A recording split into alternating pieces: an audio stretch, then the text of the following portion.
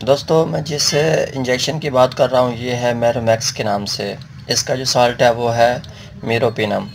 दोस्तों ये एक किस्म का ब्रॉड स्पेक्ट्रम एंटीबायोटिक है। ब्रॉड स्पेक्ट्रम से ये मुराद है कि ये बैक्टीरिया जो ग्राम पॉजिटिव है या नेगेटिव है, दोनों के लिए इसको इस्तेमाल किया जाता है। जब किसी बात की आइडेंटिटी ना हो रही हो कि ये जो इन्फेक्शन है ये किस वजह से है, तो उस वक्त फिर प्रिस्क्राइबर जो हैं वो ब्रॉड स्पेक्ट्रम एंटीबायोटिक लिखते हैं।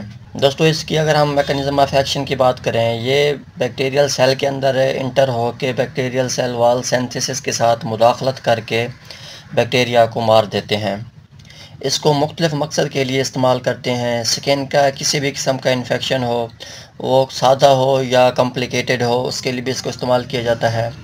मेनिंजाइटिस के लिए इस्तेमाल किया जाता है। मेनिंजाइटिस एक ऐसी कैफियत है, इसमें होता ये है कि जो हमारा दिमाग है या इसके आसपास का जो एरिया है उसके अंदर एक किस्म की सोजिश हो जाती है, और इसके अलामात इस तरह से ज़ाहिर होते हैं कि मरीज़ को तेज़ बुखार होता है, सर दर्द करता है, या उसकी जो गर्दन है वो अकड़ जाती है, वो ड्रोजनेस फील करता है, और उसके बाद उसकी जो दीद है, नज़र है, वो भी डिस्टर्ब होती है। दोस्तों इस इंजेक्शन या इस साल्ट को यूटीआई यूरिनरी ट्रैक्ट के सिस्टम के अंदर भी इस्तेमाल किया जाता है। वो इन्फेक्शन किसी भी किस्म का हो सकता है या किडनी का मसला हो सकता है, उसके लिए भी इसको इस्तेमाल किया जाता है। अगर किसी मरीज़ को पेनिसिलिन से एलर्जी है, वो इसको इस्तेमाल कर सकते हैं। दोस्तों मुख्तलिफ़ केसेस के अंदर इसको नमूनिया के लिए भी इस्तेमाल किया जाता है।